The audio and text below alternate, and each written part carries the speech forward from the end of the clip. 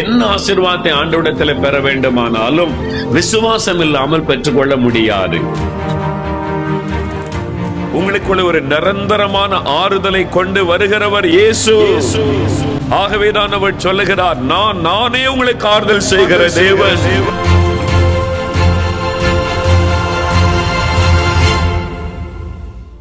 லூக்கா 13ஆம் அதிகாரம் 10 முதல் 13 வசனங்களை நாம் வாசிக்க கேட்போம். ஒரு ஓய்வு நாளில் அவர் ஜெப ஆலயத்தில் போதகம் பண்ணி கொண்டிருந்தார். அப்பொழுது 18 வருஷமாய் பலவீனப்படுத்தும் ஆவியை கொண்ட ஒரு ஸ்திரீ அங்கே இருந்தாள். அவள் எவ்வளவு நிமிரக்கூடாத கூனியாய் இருந்தாள்.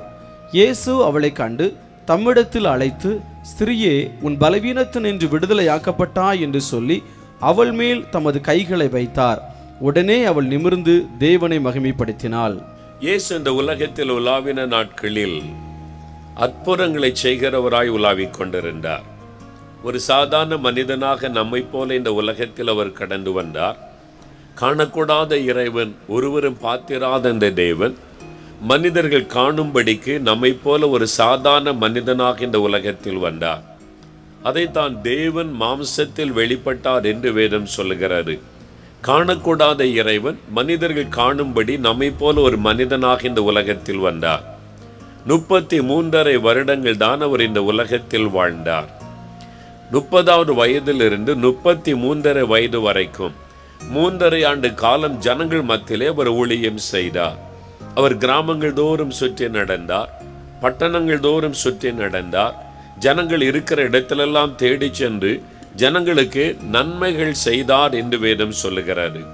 அவர் நன்மை செய்கிறவராகவும் பிசாசின் வல்லமையில் அகப்பட்ட யாவரையும் குணமாக்குகிறவராகவும் ஜனங்கள் மத்தியிலே சுற்றி தெரிந்தார் என்று அப்போஸ்தலர் 10:38 வேத வசனம் சொல்லுகிறது.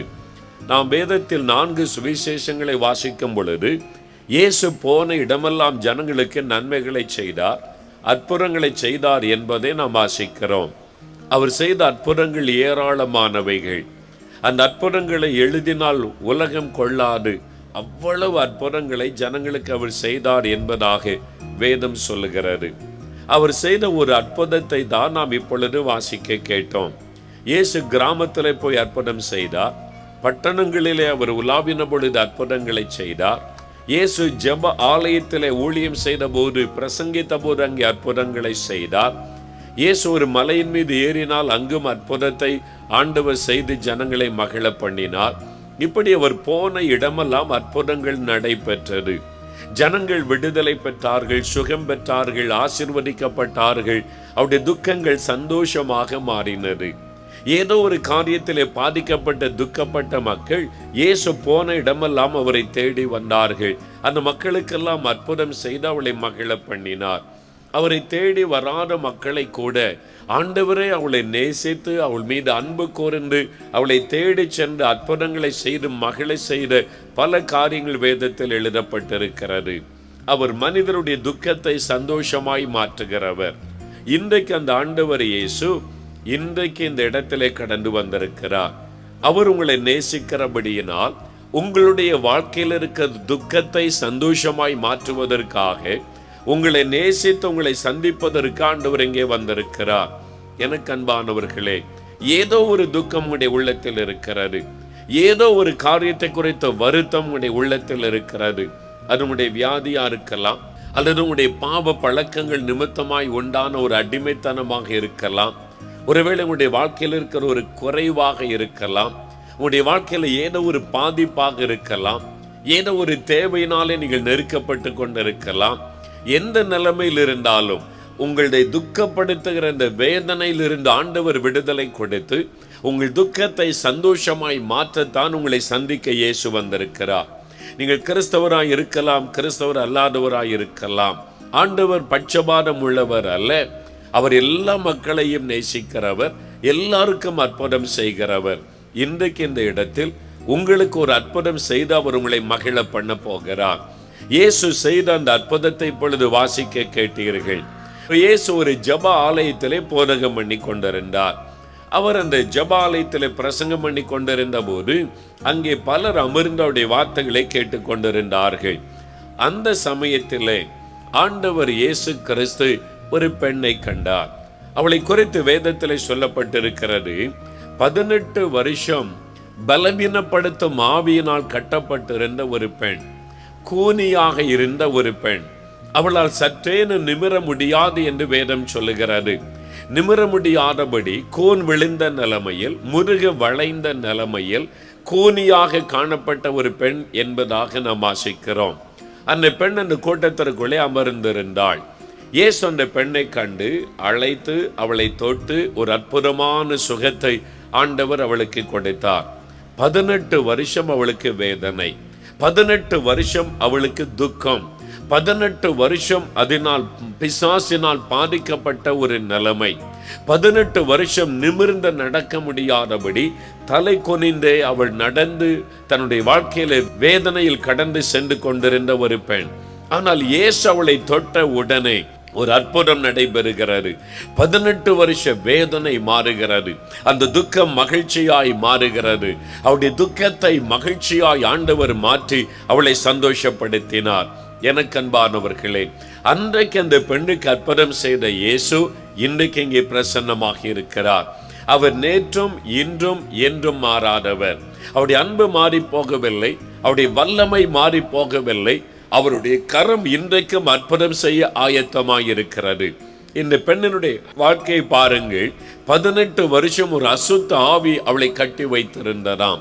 கோன் விழுந்த ஒரு நிலைமை, நிமிர்ந்து நடக்க முடியாத ஒரு நிலைமை. கோனியாக இருந்த பெண்களை நான் பார்த்திருக்கிறேன். சிலர் கோன் விழுந்த நிலைமையில் நடக்கும் பொழுது நம்மை போல தலை நிமிர்ந்து நடக்க முடியாது. தரையை பார்த்து கொண்டே தான் குனிந்து நடக்க வேண்டும். வெகு தூரம் அவளால் தொடர்ச்சியாய் நடக்க முடியாது.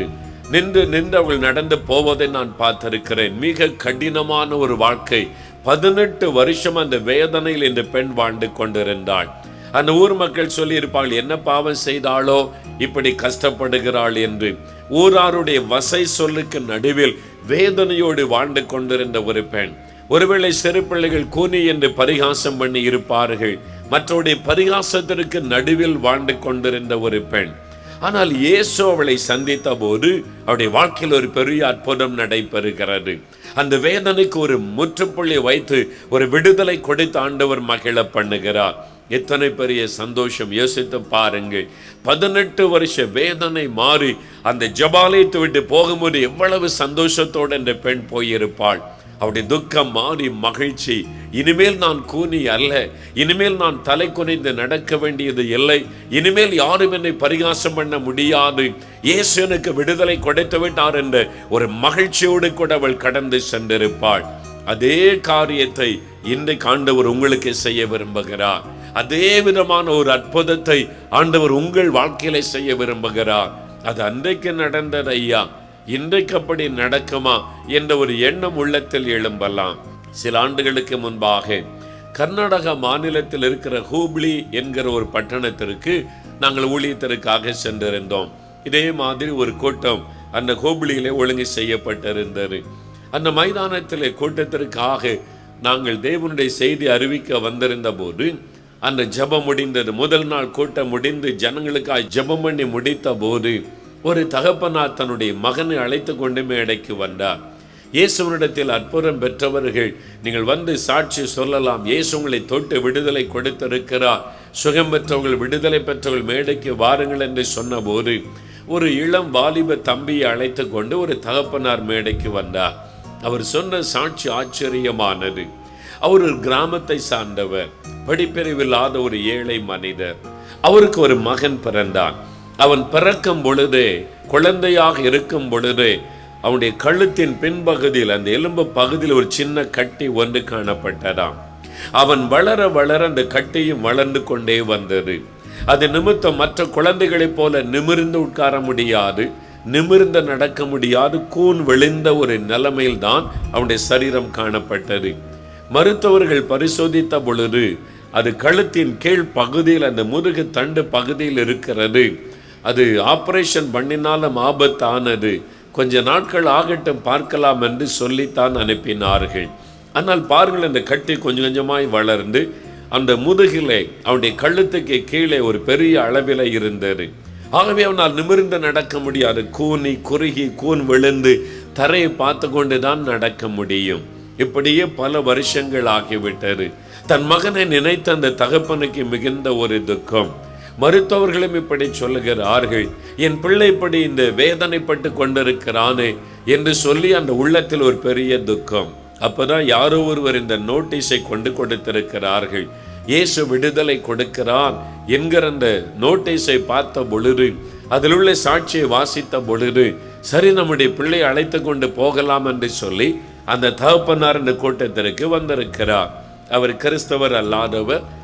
முதலாய் இப்படி ஒரு கூட்டத்திற்கு வந்திருக்கிறார். ஜனக்கூட்டத்தோடு வந்து அமர்ந்து கொண்டார்.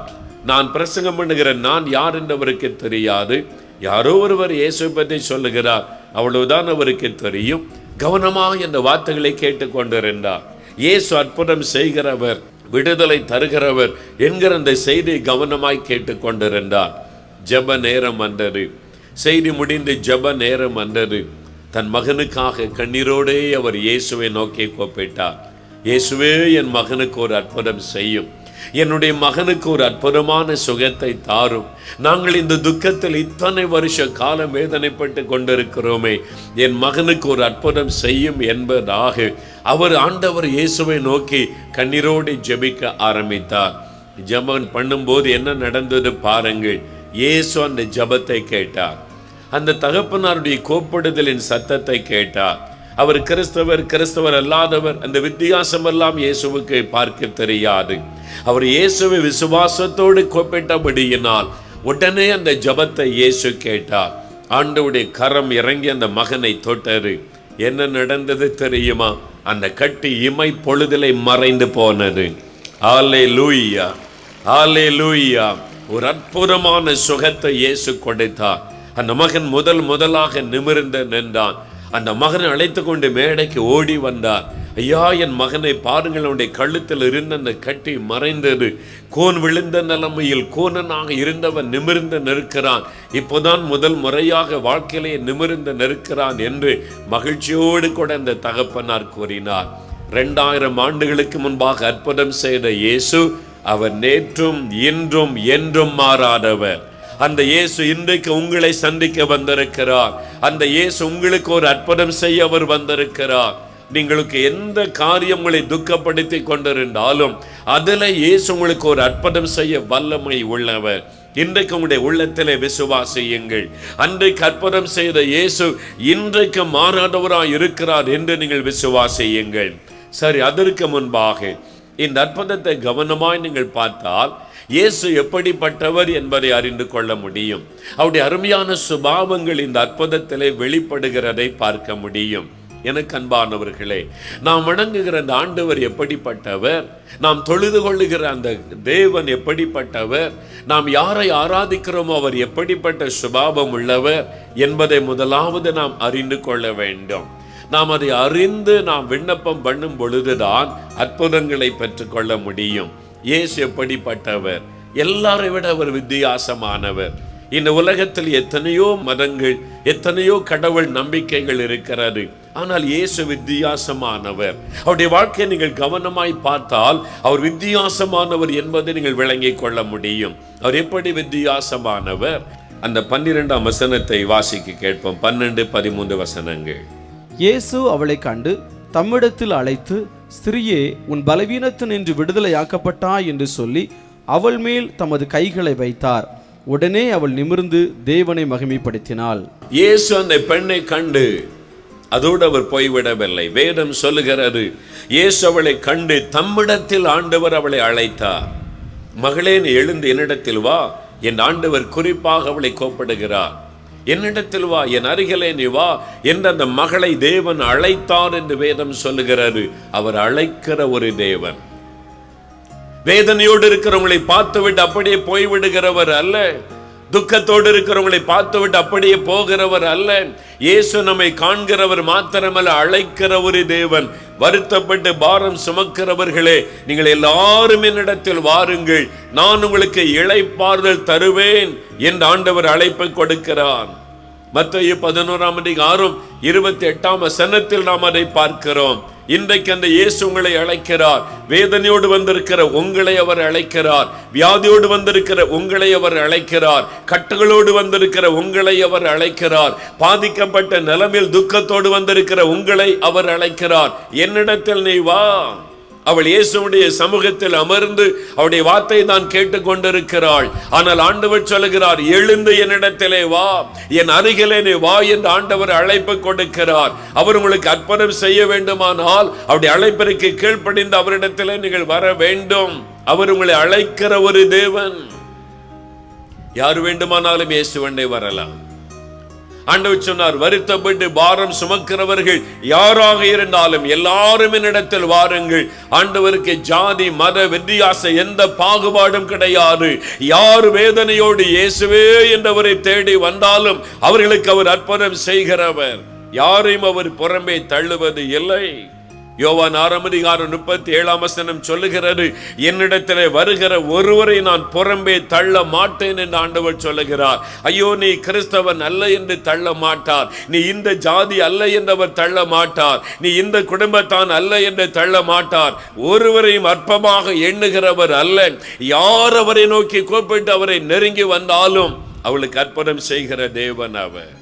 தெருவிலை பிச்சை கேட்டுக் கொண்டிருந்த ஒரு மனிதன் இயேசுவே என்று கூப்பிட்ட உடனே அவனை என்னிடத்தில் அழைத்து கொண்டு வாருங்கள் என்று சொல்லி அவனை ஆண்டவர் தொட்டு அற்புதமான சுகம் கொடுத்தவர். யாரையும் அற்பமாக எண்ண மாட்டார். உங்களை அவர் நேசிக்கிறார். உங்கள் மீது அவர் அன்பு வைத்திருக்கிறார். உங்கள் மீது அவர் பாசம் வைத்திருக்கிறார். என்னிடத்தில் வாருங்கள். எவ்வளவு நாள் நீ வேதனை சுமந்து கொண்டிருக்க போகிறாய்? எவ்வளவு நாள் உன் துக்கத்தை நீயே சுமந்து கொண்டிருக்க போகிறாய்? எவ்வளவு நாள் நிம்மதி இல்லாமல் நீ வாழ்ந்து கொண்டிருக்க போகிறாய்? எவ்வளவு நாள் உன் பாவத்தின் பாரத்தை நீயே சுமந்து கொண்டிருக்க போகிறாய்? எவ்வளவு நாள் இந்த வியாதி வேதனை கஷ்டம் என்று நீயே துக்கத்திலும் வேதனையிலும் பாரத்தை சுமந்து தவிக்க போகிறாய்? என்னிடத்தில் வாருங்கள். என் ஆண்டவர் அழைப்பு கொடுக்கிறார். நீ நம்பி விசுவாசத்தோடு இயேசுவண்டை வந்தால் அவர் கட்டாயம் உங்களுக்கு அற்புதம் செய்வார். பிரியமானவர்களே, ஒரு சமயம் ஒரு கிராமத்துக்கு நான் ஊழியத்திற்கு போயிருந்தேன். அப்பொழுது ஒரு வீட்டிற்கு ஜெபிக்க அழைத்து கொண்டு போனார்கள். அந்த வீட்டிலே ஒரு சகோதரி இருந்தார்கள். நான் ஜெபித்து முடித்து புறப்படும் போது அந்த சகோதரி, ஐயா கொஞ்சம் இருங்கள் என்று சொல்லி தன்னுடைய சின்ன குழந்தை, ஒரு பெண் குழந்தையை கொண்டு வந்து என் முன்னால் நிறுத்தி, என் பிள்ளையை பாருங்கய்யான்னு சொன்னார்கள். நான் பார்த்தேன், அழகான ஒரு பெண் குழந்தை. அவங்க சொன்னாங்க, ஐயா நான் கிறிஸ்தவள் அல்ல, பிறப்பில் நான் கிறிஸ்தவள் அல்ல, இயேசுக்கு எனக்கு ஒரு சம்பந்தமும் இல்லை.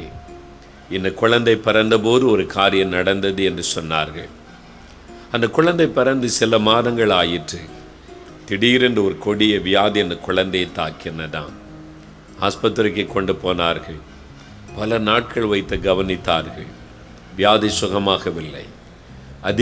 அதிகமாகி குழந்தை மரித்து போகிற அந்த சூழ்நிலை வந்தது. அதாவது அமிழ்ந்து கொண்டிருக்கிற சூழ்நிலை.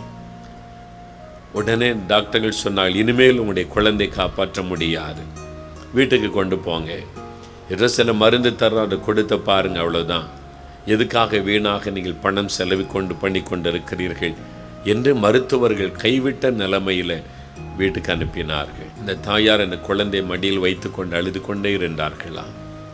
ஏற்கனவே மரித்து போனதை போல் அந்த குழந்தை இருந்தது. அந்த தொண்டையில் உயிர் ஊசலாடி கொண்டிருந்த நிலைமை.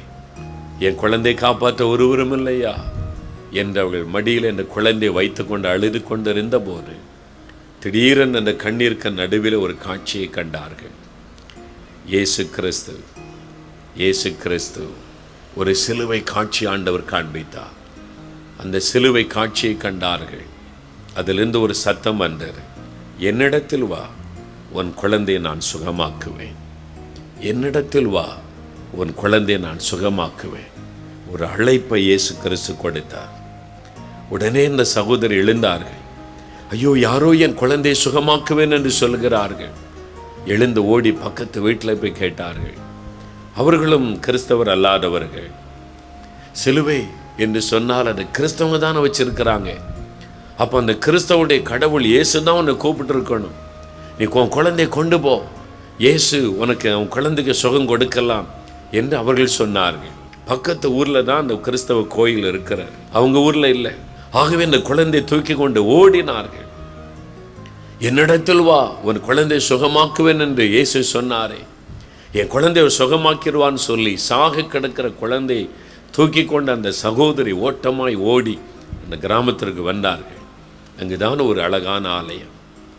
அந்த ஆலயத்தில் ஆராதனை முடிந்து ஜனங்கள் எல்லாம் போய் கொண்டிருந்தார்கள். அந்த மண்டபத்திலே அந்த சபை ஊழியக்காரர் நின்று கொண்டிருந்தார். அவர் போட்டிருந்த உடையை வைத்து அறிந்து கொண்டால் இவர் தான் அந்த ஊழியக்காரராக இருக்க முடியும் என்று. சகோதரி ஓடி, ஐயா என் குழந்தை காப்பாற்றுங்கள் என்று என்னை குழந்தையுடைய கரத்தில் கொடுத்து விட்டார்கள். அழுது கொண்டே கொடுத்து விட்டார்கள். அவரும் ஒரு சகோதரி கண்ணீரோடு வந்திருக்கிறாள். அந்த குழந்தையை அவர் கையிலே வாங்கிவிட்டார். வாங்கிவிட்டு என்னென்று கேட்டார். என் குழந்தை சாக கிடக்குது ஐயா, என் குழந்தை காப்பாற்றுங்கள் என்று சொன்னார். அவர் கேட்டார், நான் எப்படி உன் குழந்தையை காப்பாற்ற முடியும்? அவள் சொன்னார்கள், இல்லை, நான் ஒரு காட்சியை கண்டேன். அந்த சிலுவையிலிருந்து ஒரு சத்தம் வந்தது, என்னிடத்தில் வா, உன் குழந்தையை சுகமாக்குவேன் என்று ஒரு சத்தம் கேட்டு, ஆகவே தான் நான் வந்திருக்கிறேன். உடனே அவர் விளங்கி கொண்டார், இயேசு இந்த மகளை அழைத்திருக்கிறார் என்று. சாக கிடக்கிற அந்த குழந்தையை அப்படியே கையில் ஏந்தி ஒரு நிமிஷம் ஒரு சின்ன ஜபம் செய்து அந்த தாயின் கரத்திலே திரும்ப கொடுத்தார். அந்த குழந்தைக்குள்ளே ஜீவன் திரும்ப வந்தது. அந்த குழந்தைக்குள்ளே உயிர் திரும்ப வந்தது. ஊசலாடி கொண்டு அந்த உயிர் திரும்ப வந்தது. அற்புதமான சுகம் உண்டாயிற்று. அந்த சகோதரி சொன்னாள், அதுதாயா இந்த குழந்தை, பாருங்க, சாக கிடந்த இந்த குழந்தைய நான் இயேசு கிறிஸ்துகிட்ட வந்து அற்புதமாய் சுகமாக்கினார். அதனால தான் இன்றைக்கு நான் அவரை விசுவாசித்து அவரே நான் ஆராதிக்கிறேன் என்று மகிழ்ச்சியோடு சொன்னார்கள். இன்றைக்கு உங்களை அழைக்கிறார். இக்கட்டில் இருக்கிறீர்களா? துக்கத்தில் இருக்கிறீர்களா? பாரத்தோடு இருக்கிறீர்களா? வேதனையில் இருக்கிறீர்களா? என்னிடத்தில் வாருங்கள், நான் உங்களுக்கு ஒரு இளைப்பாறுதல் தருவேன் என்று அவர் அழைக்கிறார். நீங்கள் யாராக இருந்தாலும் சரி இயேசுவண்டை வரலாம். ஒருவேளை இதுவரை நான் பாவத்தில் வாழ்ந்து விட்டேனே, குடிகாரனாய், துன்மார்க்கனாய், ஐயோ இந்த பாவத்தில் நான் வாழ்ந்த பெண்ணாக இருக்கிறேனே என்று எண்ணுகிறீர்களா? யாரையும் அவர் புறம்பே தள்ள மாட்டார். அவர் பாவிகளை மன்னித்து அற்புதம் செய்கிறவர். பாவத்தை உணர்ந்து அவரிடத்தில் வரும் பொழுது அவர் மனது உருகி பாவத்தை மன்னித்து விடுதலை சுகம் தருகிறவர். நீங்கள் இயேசுவண்டை வரலாம், என்னிடத்தில் வாருங்கள் என்று அவர் அழைக்கிறார்.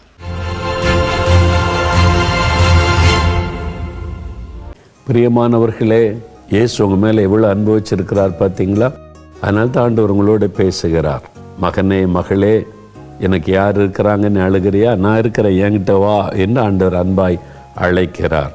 வருத்தப்பட்டு பாரம் சுமக்கிறவர்களே, எல்லாரும் என்னிடத்தில் வாருங்கள், இளைப்பாறுதல் தருவேன் என்று இயேசு அன்பாக உங்களை அழைக்கிறார் அல்லவா? அவர்கிட்ட வாங்க. அவர்கிட்ட உங்களுடைய பிரச்சனையை கொடுத்த எதுக்கு வரணும்? உங்கள் பாரத்தை அவர் மேலே வச்சுருங்க. அதுக்கு தான் கூப்பிடுகிறார். உன் பாரத்தை மகளே எதுக்கு நீ சுமக்கிற? மகனை நீ ஏன் சுமக்கிற? நீ கொண்டு வந்து என் பாதத்தில் வச்சிரு, நான் பார்த்துக்கிறேன். உங்களுக்கு இளைப்பாறுதலை கொடுக்க, ஆறுதலை கொடுக்க, சமாதானத்தை கொடுக்க ஆண்டவர் அழைக்கிறார். வியாதின்ற பாரம், கடன் பிரச்சனைன்ற பாரம், அல்லது ஏதோ ஒரு கவலை, கண்ணீர், என்ன பாரமாக இருக்கட்டும், ஆண்டோடைய பாதத்தில் இன்னைக்கு இறக்கி வச்சிடணும். இறக்கி வைக்க ரெடியாக இருக்கிறீங்களா? அப்போ என் கூட சேர்ந்து ஜெபிக்கிறீங்களா? உங்களுடைய உள்ளத்தில் என்னென்ன பாரம் இருக்கிறத எல்லாத்தையும் ஆண்டோட இறக்கி வச்சிடணும். சரியா? ஆண்டோட்டு வாங்க, இயேசுவே உங்ககிட்ட நான் வந்திருக்கிறேன், எல்லாத்தையும் உங்கள் மேலே வச்சிடுறேன், நீங்கள் பொறுப்படுத்திக் கொள்ளுங்கன்னு சொல்கிறீங்களா? இன்றைக்கு நீங்கள் என்னென்ன காரியத்தை சொல்லி அவர் பாதத்தில் வைப்பீங்களோ அதிலெல்லாம் அற்புதம் நடக்கும். விசுவாசிக்கிறீங்களா? நான் விசுவாசிக்கிறவங்களுக்காக இப்போ ஜெபிக்க போகிறேன். நாம் ஜெபிக்கலாம். அப்படியே கண்களை மூடுங்க. ஒரு நிமிடம் சொல்லுங்கள், ஆண்டவரே இந்தந்த பாரம் இருக்குது, இந்த பாரத்தை எல்லாம் உண்மையில் நான் வச்சிடுறேன் அப்படின்னு சொல்லுங்கள் பார்க்கலாம். தகப்பனே, இந்த மகளை பாருங்கப்பா, இந்த தம்பியை பாருங்கள், இந்த மகனை பாருங்கள், தங்கள் பாரத்தை எல்லாம் உங்கள் மேலே இறக்கி வைக்கிறாங்க. என்னால் அதை சுமக்க முடியல, தாங்க முடியல. இந்த பாவத்தின் பாரம், வியாதியின் பாரம், நிந்தை அவமானத்தின் பாரம், ஆண்டவரே பண பிரச்சனை, கடன் பிரச்சனையின் பாரம், எல்லா பாரத்தை உங்கள் மேலே நான் வச்சிடுறேன். ஆண்டவரே உங்கள் பாதபடியில் நான் வர்றேன். ஆண்டவரே உங்களுடைய சமூகத்தில் நான் வர்றேன், உங்களுடைய பாதத்தில் இறக்கி வைக்கிறேன்னு சொல்லி ஜெபிக்கிற இந்த பிள்ளைகளை பாருங்கப்பா. உங்கள் பாதத்தில் இறக்கி வச்சுட்டாங்களே, நீங்கள் இப்போ அற்புதம் செய்யுங்க. நீங்கள் இப்போ விடுதலை கொடுங்க. அவங்களுடைய பாவத்தை மன்னிச்சு சமாதானத்தை கொடுத்து ஆசீர்வதிங்க. அந்த பாவ சாபத்தில் இந்த விடுதலை கொடுத்து இன்று முதல் ஆசீர்வதிங்க. அந்த பொல்லாத நோய்கள் மறையணும். உங்கள் தழும்புள்ள கரத்தினால தொடுங்கப்பா. அப்பா உங்களுடைய மனதுருகை வியாதியஸ்தரை தொட்டு குணமாக்கினீங்களே, உங்க தழும்புள்ள கரத்தினாலே தொடுங்க. அந்த வியாதி மறையட்டும். கேன்சர் வியாதி இயேசுவின் நாமத்தில் மறையட்டும். ஆஸ்துமா வியாதி இயேசுவின் நாமத்தில் மறையட்டும். ஆர்த்தரைட்டிஸ் இயேசுவின் நாமத்தில் மறையட்டும். ஆண்டவரே, பாதிக்கப்பட்ட உறுப்புகள் எல்லாம் இயேசுவின் நாமத்தில் சுகம் அடையட்டும். ஒரு புது பலன் வரட்டும், சுகம் உண்டாகட்டும், அற்புதம் நடக்கட்டும். அவருடைய உள்ளத்தில் இருக்கிற துக்கங்கள் விலகட்டும். பணத்தின் நிமித்தமாய், தடைகள் நிமித்தமாய், நிந்தைகள் நிமித்தமாய் வருகிற எல்லா துக்கங்களும் மாறட்டும். ஒரு அற்புதத்தை செய்து பிள்ளைகளை மகிழ பண்ணுங்க. இன்றைக்கு ஒரு அற்புதம் நடக்கணும். இன்றைக்கு ஒரு மாற்றம் வரணும். இயேசு கிறிஸ்துவின் நாமத்தில் வீட்டுக்குள்ள ஒரு அற்புதம் நடக்க வேண்டாம்ப்பா. எல்லா சத்தனுடைய கிரியைகள் அழியணும். பொல்லாத ஆவியனுடைய வல்லமைகள் எரியணும். மந்திர பில்லிசோனிய தகடுகள் எல்லாம் எரியணும். ஒரு விடுதலை உண்டாகட்டும். இந்த முதல் ஆசீர்வதிங்கப்பா. அவங்க மகிழ்ந்து உம்மை துதிக்கும்படிக்கு செய்யுங்கப்பா. உங்கள் கரம் தொட்டு விட்டதற்காய் ஸ்தோத்திரம். அற்புதம் செய்து விட்டதற்காய் ஸ்தோத்திரம். இந்த நாளிலிருந்தே நல்ல மாற்றங்களை காணட்டும். இயேசு கிறிஸ்துவின் நாமத்தில் ஜெபிக்கிறோம் பிதாவே. ஆமேன், ஆமேன். For further details and prayer support, contact Jesus Redeems Ministries, Nalumavudi, Thoothukudi District, 628-211. Our phone number 04639 353535. info@jesusredeems.org. Our website www.jesusredeems.com. God bless you.